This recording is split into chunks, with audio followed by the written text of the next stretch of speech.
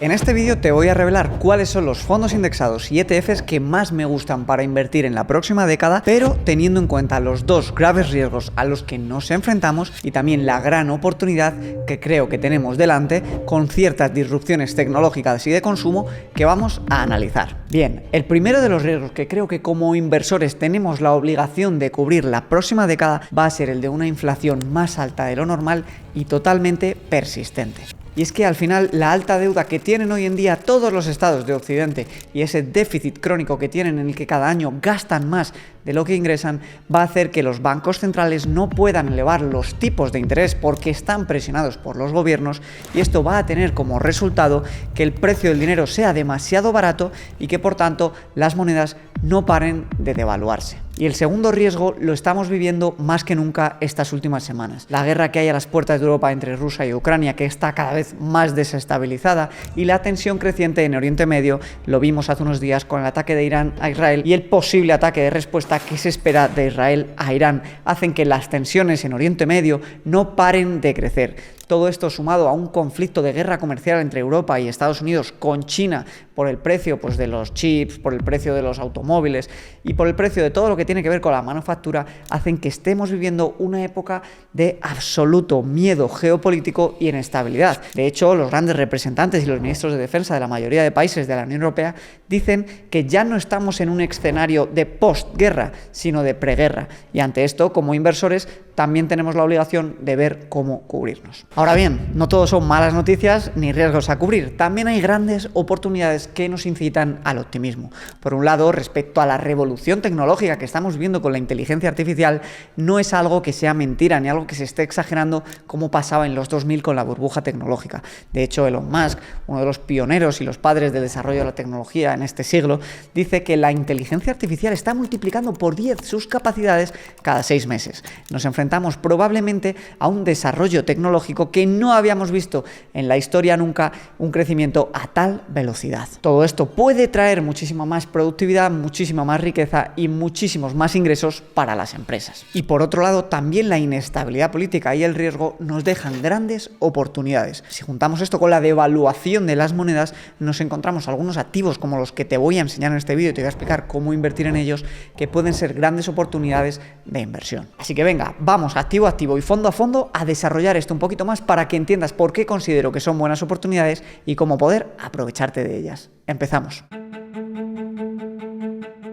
El oro es un metal precioso que es relativamente difícil de extraer, que es limitado en la cantidad que hay en la tierra y sobre todo y más importante que es aceptado internacionalmente como reserva de valor y como medio de pago. Los estados lo utilizan para dar solidez a sus finanzas públicas, dar fortaleza a su divisa y garantizar la capacidad de repago de la deuda que emiten. Y es tan aceptado internacionalmente el oro que aquí tenemos una gráfica donde vemos el volumen negociado de los distintos activos y vemos que solo el S&P 500 tiene más volumen de negociación diaria que el oro. Es decir, el oro se intercambia incluso en más valor que los bonos del tesoro americanos. Este volumen de negociación del oro nos da una muy buena idea de cómo los estados buscan estabilidad en este metal precioso y lo aceptado que es internacionalmente. Esto puesto en un contexto como el actual de cada vez más inestabilidad y poca confianza entre los distintos bloques geopolíticos, pone el oro más aún en valor porque los estados lo necesitan para dar fiabilidad y confianza a sus finanzas públicas. Más aún cuando vemos lo que pasó cuando Rusia se lanzó a invadir Ucrania y los países de Occidente confiscaron las divisas extranjeras que tenía Rusia, poniendo en grave peligro su moneda, que se vio muy devaluada, por ejemplo, frente al dólar. Ante un escenario en el que los gobiernos de países,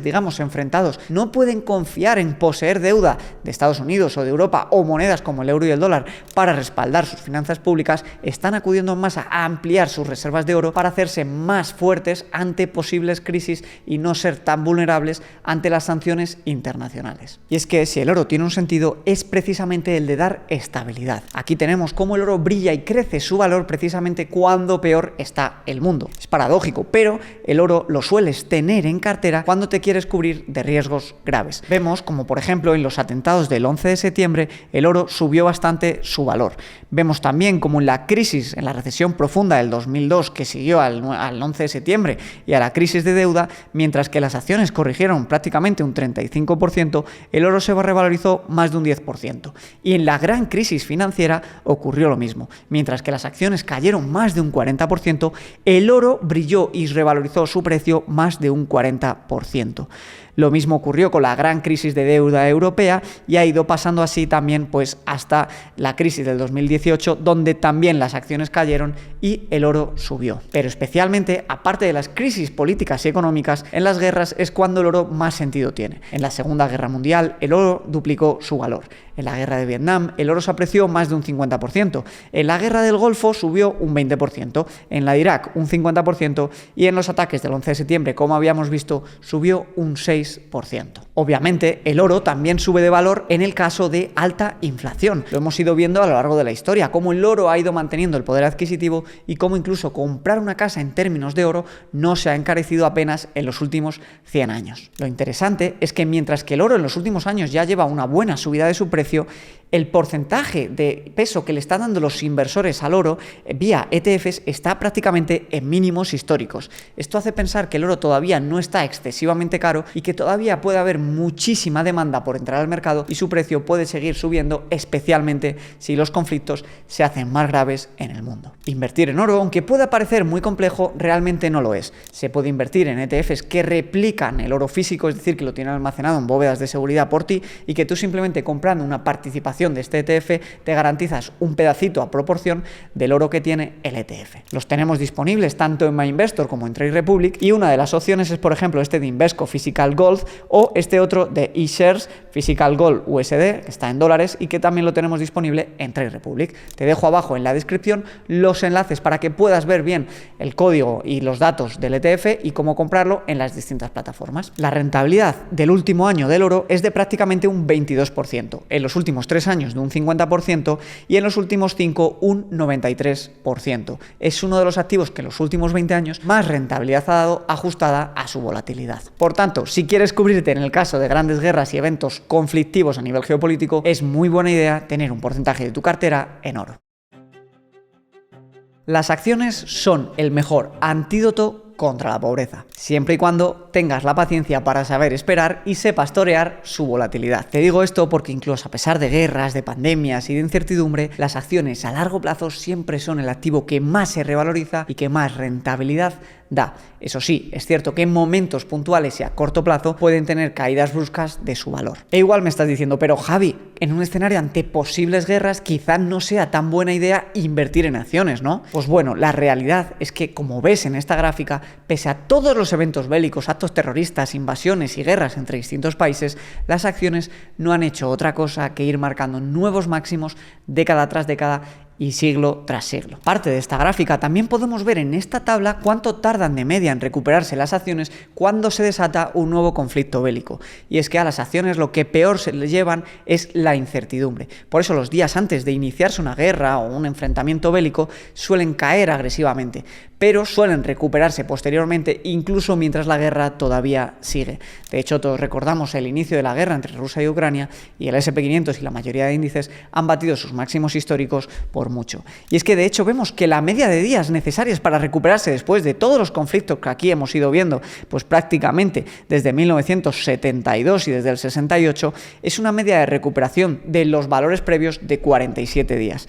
Incluso en el ataque de Pearl Harbor que se dio en 1941 y que tuvo como consecuencia la entrada de Estados Unidos en la Segunda Guerra Mundial, el mercado de acciones cayó agresivamente un 20%, pero 307 días después del ataque e incluso en plena Guerra Mundial, el mercado de acciones se logró recuperar. Pero obviamente, a pesar de que también hayan ido bien en tiempos de crisis, las acciones son el mejor aliado para beneficiarse de disrupciones tecnológicas como las que podemos ver y las que se están dando en la inteligencia artificial. Y es que no olvidemos que si tú inviertes en índices diversificados como el S&P 500 o el MSCI World, el peso del sector tecnológico es del 30% del propio índice y por tanto de cada 10 euros que tú inviertes, 3 ya se están invirtiendo en empresas que después probablemente adopten la inteligencia artificial y con ello se beneficien pues de una mejora de productividad y de futuros ingresos. Mientras que tú tienes muy difícil seguir reciclándote y aumentar infinitamente tu valor, estas empresas año a año ingresan e invierten billones y billones de euros y de dólares en beneficiarse de las nuevas disrupciones tecnológicas, en contratar el mejor talento, y tú, comprando pedacitos de estas empresas a través de los índices, puedes beneficiarte de este talento incesante, lleno de ambición por mejorar el mundo y por hacer del mundo un lugar mejor a través del capitalismo y del consumo, y por tanto tu dinero se puede beneficiar al ritmo que estas empresas invierten su dinero en investigación y en desarrollo y lo acaban convirtiendo en más profit, del cual tú acabas siendo parte como accionista de estas empresas. Y es que al final, sea cual sea el escenario de los próximos 10 años, tener la mayoría de tu patrimonio en índices como el S&P 500 o el MSCI World o el de países emergentes es una gran idea a largo plazo. Y sí, ya sé que todo el mundo dice que el S&P 500 está caro, pero te voy a desmontar con dos sencillas gráficas por qué no considero que este sea el caso y por qué creo que incluso en este momento es muy buena idea empezar de cero, ya sea invirtiendo de golpe o haciéndolo vía DCA. Lo primero es que quiero decirte una cosa: todo el mundo mira cómo está el mercado en función a los euros y dólares, en función al precio de las acciones de estas monedas. Pero esto es un error, porque estas monedas están más devaluadas que nunca. Si miramos el precio del S&P 500 por cada onza de oro, vemos que el S&P 500 está muy cerca de su media histórica. Hoy en día se necesitan 2,27 onzas de oro para comprar una participación del S&P 500, algo totalmente en su media histórica. Pero es que además, para todos aquellos que os da miedo empezar a invertir cuando el mercado está en all-time highs o en máximos históricos, quiero enseñaros este estudio de aquí de JP Morgan. Aquí vemos qué ocurre si inviertes un día cualquiera en el mercado y qué rentabilidad obtienes vista 1 año, 3 años o 5 años. Vemos que un día random cualquiera desde 1988 hasta hoy que tiene el mercado, pues hubiera dado en un año un 11,7%, en 3 años un 39% y en 5 años un 71% de rentabilidad. En cambio, invirtiendo en días en los que el mercado estaba en máximos históricos, de media se hubiera conseguido más rentabilidad en cualquiera de estos tramos. En un año hubieras convertido casi un 15%, 3 puntos más de rentabilidad, en 3 años un 50% o 11 puntos más de rentabilidad y en 5 años un 79% u 8 puntos más de rentabilidad.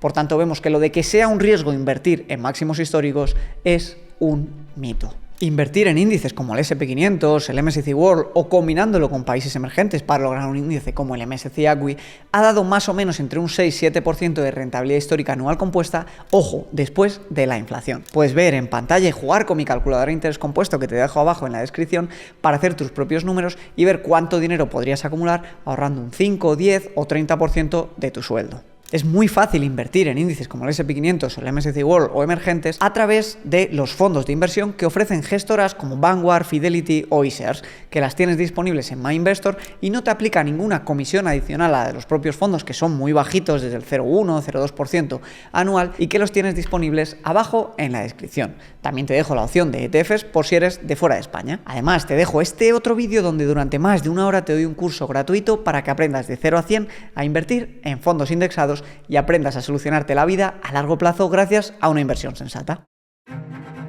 Si me llevas siguiendo desde hace años, sabrás que llevo comprando Bitcoin desde apenas 14 o 15 mil dólares por cada Bitcoin. Lo he hecho a veces en DCA y otras en inversiones de golpe cuando consideraba que había correcciones del mercado importantes. La realidad es que creo que sería un error garrafal no tener un poquito de exposición a Bitcoin en nuestra cartera a vista 10 años. Sinceramente, con la inflación actual y viendo la suerte de poder ver el nacimiento de un activo como es Bitcoin, creo que no hay posibilidad alguna en la que en un periodo de 10 años Bitcoin esté por debajo del precio que está ahora mismo. Ahora bien, quiero que veas esta gráfica conmigo. Es la diferencia de rentabilidad entre Bitcoin y el Nasdaq apalancado a por 3. Como vemos, su rentabilidad es muy similar, siendo un poquito mejor la de Bitcoin, con menos caída incluso que la del Nasdaq. Lo que te quiero decir con esto es que aunque estoy seguro que Bitcoin, por sus características, que es totalmente limitado, que solo va a haber 21 millones de ellos en acción, que los gobiernos no pueden confiscarlo, que es descentralizado, y creo que todo esto le va a permitir ser un activo refugio de valor, la realidad es que, como es lógico, es un activo todavía muy joven, que apenas tiene 10, 12 años y que acaba de nacer y con un market cap todavía pequeño, es muy manipulable y su precio fluctúa muchísimo. Por eso, aunque sí que creo que va a acabar siendo un gran refugio de valor, todavía es una apuesta muy especulativa. Y es que el hecho de que sea un activo nuevo evidentemente tiene una parte negativa, y es que al ser su market cap más pequeño, pues tenemos muchísima más volatilidad. Quiero enseñarte esta tabla de aquí. Aquí vemos en comparación el peso y el valor total de los distintos activos que hay en el mundo. Vemos como que pese a Bitcoin haya tenido una subida súper agresiva en los últimos años y ya valga cada Bitcoin pues entre 60 y 70 mil dólares dependiendo de cómo esté el precio fluctuando cada día, su market cap total es de apenas 1,3 trillones americanos. Esto, por ponerlo en perspectiva con el peso del oro, ni siquiera es un 10% del valor de todo el oro que hay en el mundo. Teniendo esto en cuenta, creo que tenemos una oportunidad grandísima de capitalizarnos gracias al nacimiento de un activo que sin duda tiene todas las características para acabar siendo uno de los activos más valiosos del mundo y acabar poco a poco sacando dinero del oro a Bitcoin, o como mínimo compartiendo el estatus de activo reserva de valor mundial, que simplemente con que vaya acaparando cada vez más peso como activo reserva puede acabar multiplicando su valor y por mucho. Y es que creo que Bitcoin cubre perfectamente los dos grandes riesgos a los que nos enfrentamos en esta década y que te he contado al principio del vídeo. Es decir, cubre perfectamente el riesgo ante la inflación por cómo está diseñado y también cubre el riesgo ante la tensión geopolítica por su papel de descentralizado y que cualquier estado no puede confiscárselo a otro. Obviamente, su adopción seguirá siendo paulatina y seguiremos viendo gran volatilidad en este activo. Por eso, aunque es una apuesta que yo veo clarísima, nunca le daría un peso demasiado grande en la cartera, porque está bien intentar capturar esos grandes beneficios, pero también hay que cubrir los riesgos de que Bitcoin pues tarde más de la cuenta en asentarse. Puedes invertir en Bitcoin a través de un exchange como Kraken o puedes comprarlo también a través de Trade Republic, que apenas cobra comisiones por invertir en esta criptomoneda. Ahora bien, si lo haces a través de Kraken, no lo podrás sacar del broker ni a una billetera fría ni a otro exchange. Si hay una región del mundo que está absolutamente endeudada, cuya pirámide poblacional da mucho respeto y donde además su productividad está absolutamente estancada y especialmente en sus países del sur, es Europa. Europa es una región que no puede permitirse tipos altos por la alta deuda que tienen sus estados y la manía que han tenido sus gobernantes en comprar votos con un montón de ayuda y déficits públicos anuales y altos impuestos, como explico de manera muy clara en este vídeo. El malentendido estado del bienestar y la adición al crédito barato de los políticos han hecho que Europa no tenga un buen caldo de cultivo para la productividad y la creación de nuevas empresas. De hecho, no tenemos ni una sola empresa europea en el top 10 de empresas internacionales y cada vez hay menos empresas europeas en el top 50 y en el top 100 mundial de grandes empresas. Teniendo todo esto en cuenta, es muy difícil ver los tipos de interés a este nivel o incluso más altos en el futuro en Europa. Ya nos están haciendo ver desde el Banco Central a través de su presidenta Lagarde que se está empezando a observar una bajada en la inflación y que podemos prever bajadas de tipos en los próximos meses o en el próximo año. La propia Lagarde nos dice que lo único que podría impedir una bajada de tipos sería que la inflación volviese a dispararse derivado a una crisis que elevase de nuevo el precio de las commodities como pueda ser el petróleo en Oriente Medio. Pero nos dice que si esto no pasa y el precio del petróleo no se dispara demasiado, es muy predecible ver las bajadas de tipos. Teniendo todo esto en cuenta y para los más especuladores y los que más apetito de riesgo tenéis y los que estáis dispuestos a intentar coger una oportunidad a corto plazo, la inversión en bonos europeos a más de 20 años puede ser una muy buena opción. ¿Por qué? Porque es muy sencillo. Cuando los tipos suben de manera agresiva, los bonos a largo plazo caen muchísimo de valor, pero cuando los tipos vuelven a bajar, esos mismos bonos se revalorizan muchísimo. Podemos verlo muy claro con este ejemplo del estudio de JP Morgan, donde explican cómo una subida o bajada del 1% en los tipos de interés afecta a los bonos de distinta duración.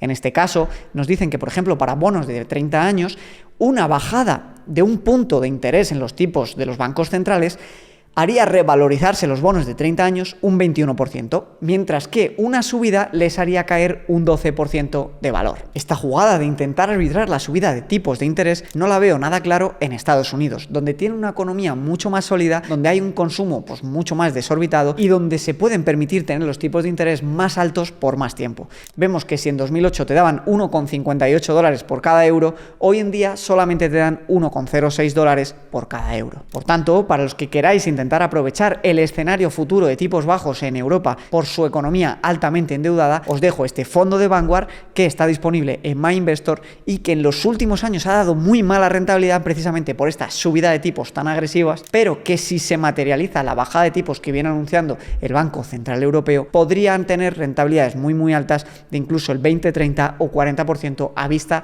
3 años. Bien, hasta aquí un análisis un poquito de la actualidad económica orientada a cómo invertir y qué productos activos utilizar. Espero que te haya resultado muy útil y que entiendas al final que cada activo sirve para cubrir un tipo de riesgo distinto. Lo más importante es que tú elijas una cartera con la que te sientas cómodo para los próximos 10 años y no la cambies, porque cada mes y cada año va a haber noticias distintas y si vas constantemente cambiando de activos, al final tendrás una cartera que no se adecua a lo que realmente necesitas, sino al ruido del mercado. Y el mercado siempre va a tener muchísimo ruido.